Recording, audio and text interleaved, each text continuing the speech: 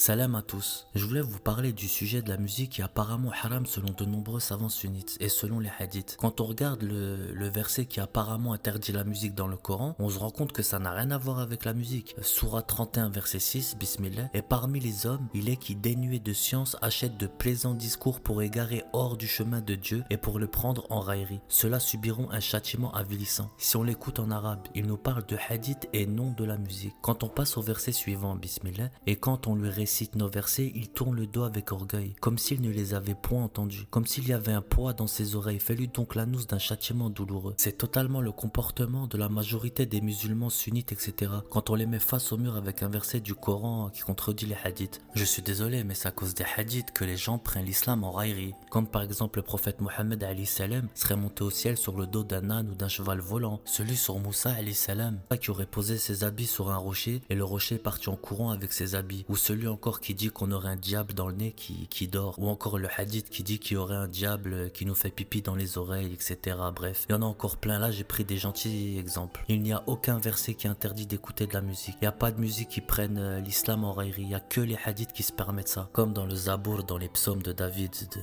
Daoud alayhi salam, il louait Allah avec des instruments de musique. Exemple dans les psaumes 150 verset 4. Après c'est mon avis, j'ai médité dessus, je voulais le partager avec vous et connaître vos avis sur ce. Que la paix soit sur vous, assalamu alaikum.